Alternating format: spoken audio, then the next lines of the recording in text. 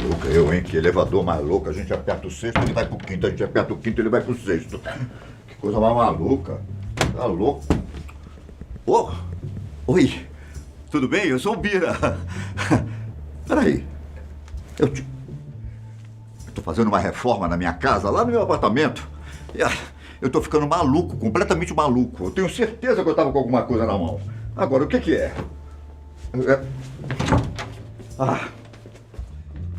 Essa aqui, vem cá. Eu trouxe lá de casa porque os pintores já queriam pintar ela de azul. Vê se pode. Depois eu levo de volta pra lá antes que aqueles malucos acabem com ela. Fica aí. Tá bom? Tá? Olha lá. Bonita. Então, faz 16 anos. 16 anos se passaram. Desde o acontecimento de um dos crimes mais brutais cometido e liderado por um adolescente no Brasil. Um episódio cruel, envolvendo sequestro, estupro e assassinato a sangue frio. Então, eu estou aqui para lembrar esse caso que eu acompanhei pessoalmente. Não, esse eu acompanhei. Foi em 2003. O caso Chapinha. Lembra? Lembra? Um casal de adolescentes, Liana Friedenbach, de 16 anos, e Felipe Café, de 19. Namoravam há pouco mais de 2 meses. Eles haviam se conhecido na escola.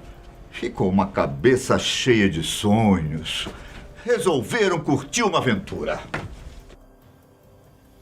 Os dois viajaram sozinhos para a zona rural da Grande São Paulo. Especificamente, para um sítio abandonado no município de Embu-Guaçu. Por temer a não autorização dos pais. Vocês estão vendo, né? Por temer a não autorização dos pais, o casal omitiu para onde estava indo. Liana contou aos seus pais que faria uma viagem para Ilhabela com um grupo de jovens da comunidade israelita. Felipe avisou sua mãe que iria acampar, mas não mencionou com quem iria. Na sexta-feira, no dia 31 de outubro de 2003, Liana e Felipe passaram a noite no vão livre do MASP, na Avenida Paulista. Ao amanhecer, caminharam até o terminal rodoviário do Tietê para pegar um ônibus com destino à zona rural, que fica a 40 quilômetros de São Paulo.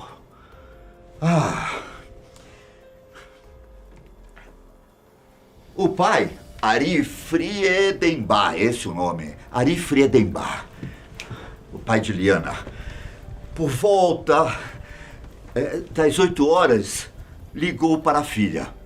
Ela disse que estava tudo bem, embora o silêncio do local parecesse estranho ao pai dela.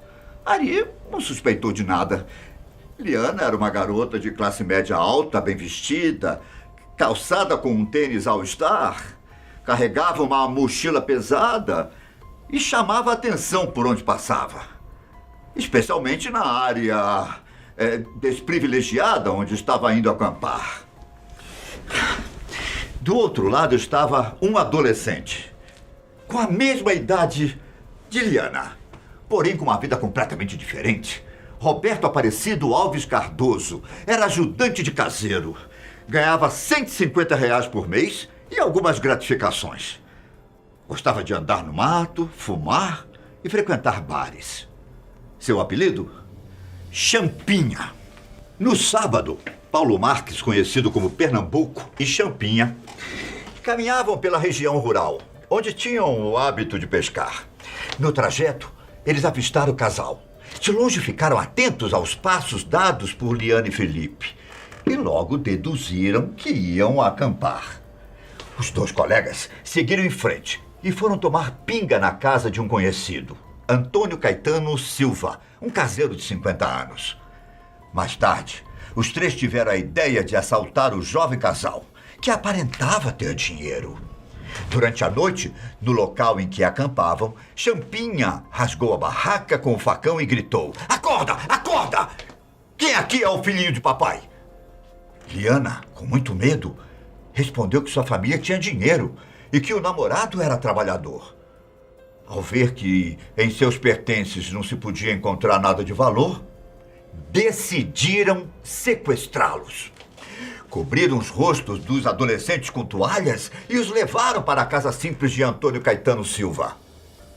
Era um lugar pequeno, com móveis velhos e paredes encardidas. Espalhados pela sala havia 3 machados, uma enxada, 2 foices e um facão, que eram provavelmente usados no trabalho rural.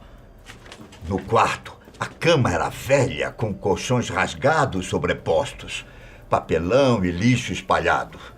Felipe Café foi metido em um dos quartos por Pernambuco. E Champinha levou Liana para o outro cômodo. Ali, ela foi estuprada. No dia seguinte, por volta das 6 horas da manhã, Champinha, com seus 2 comparsas, saiu com o casal de adolescentes e andaram até uma trilha fechada. Eles pararam e então Felipe morreu, com um tiro na nuca, disparado de uma espingarda pelas mãos de Pernambuco. A morte foi instantânea. Paulo Marques foi embora e Champinha retornou à mesma casa com Liana. Em nenhum momento, resgate foi pedido à família.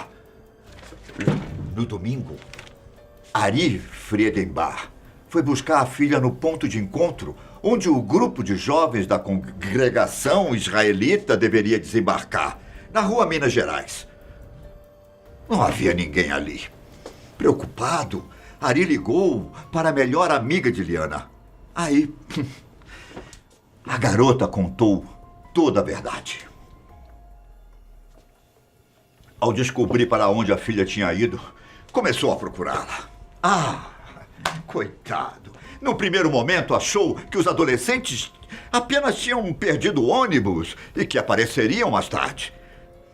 Na companhia de um amigo, rodou pela cidade até às 3 da manhã. Ao retornar de São Paulo, registrou o boletim de ocorrência. Na segunda-feira, ele voltou para o Embu. Na metade do dia foi encontrada a barraca do acampamento, rasgada e totalmente revirada. Entre os pertences estava também o celular de Liana. A garota permanecia a 2 quilômetros do local de acampamento, na casa de Antônio Caetano Silva. Sentada, de cabeça baixa, nua, ela chorava. Lá, ela foi abusada por outro homem, Aguinaldo Pires, um velho alcoólatra que morava na região. Ari Friedenbach fez contatos onde podia, buscou ajuda na Polícia Civil e Militar, no governo, na imprensa. Helicópteros e veículos faziam buscas incessantes em Bugaçu.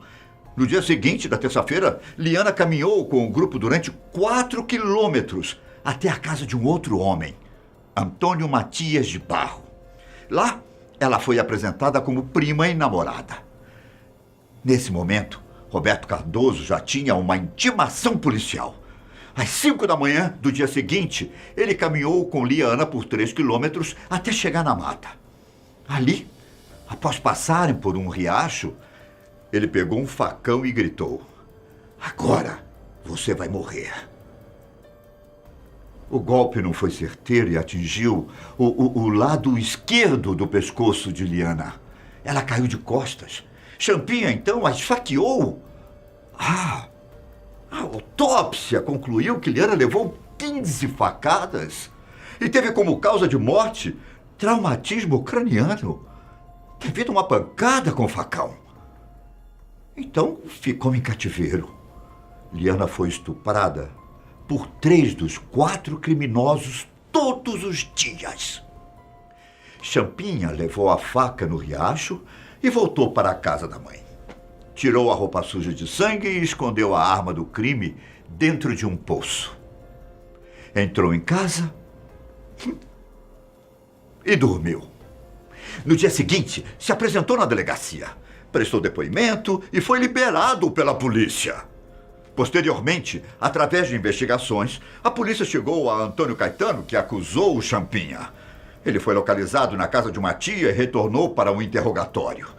Ele confessou o assassinato e levou os policiais até os corpos. Os 4 homens envolvidos no crime foram julgados e condenados. Antônio Caetano pegou 124 anos de prisão. Paulo Marques, o Pernambuco, foi condenado a 110 anos. Aguinaldo Pires, a 47 anos. E Antônio Matias de Barro, com a menor pena, 6 anos. Roberto Cardoso, o Champinha, por ser menor de idade, foi submetido às leis previstas no Estatuto da Criança e do Adolescente. Segundo o Estatuto, ele poderia ficar preso até 3 anos, ou no máximo até completar 21 anos. Em setembro de 2006, quando o Champinha terminava de cumprir sua pena socioeducativa, psicólogos forenses do Instituto Médico Legal de São Paulo o diagnosticaram com transtorno de personalidade.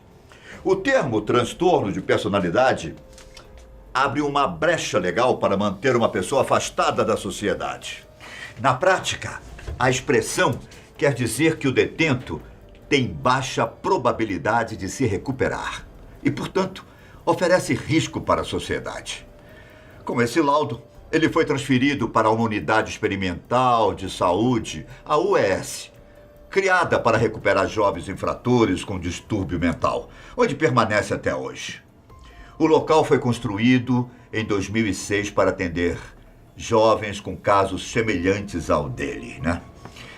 A defesa de Champinha solicitou inúmeros pedidos de liberdade, todos negados pelo Supremo Tribunal Federal, Superior Tribunal de Justiça e o Tribunal de Justiça de São Paulo. Após 16 anos do crime, a prisão de Roberto Cardoso ainda divide opinião.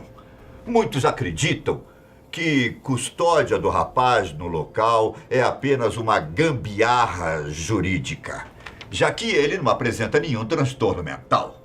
Alguns laudos psiquiátricos desconsideraram a hipótese de que Champinha tenha transtorno de personalidade.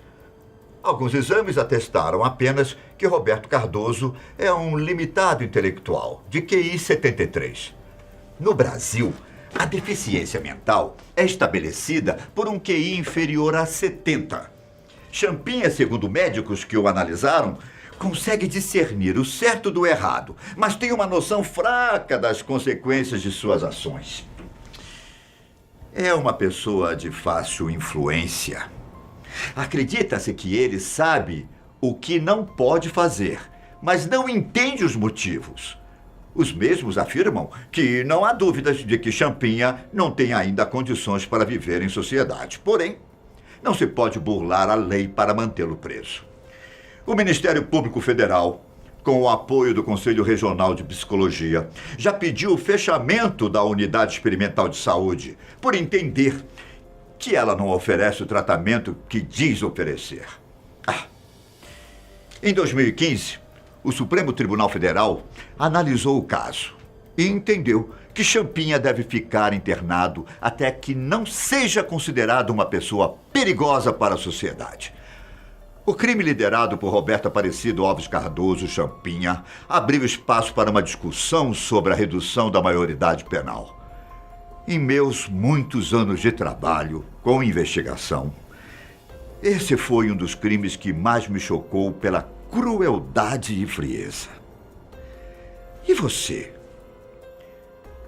O que você acha sobre esse caso? Deixe seu like e se inscreva no nosso canal para acompanhar comigo esse interessante mundo da ciência forense. Por hoje é só. Eu vou trabalhar com a minha amiga aqui.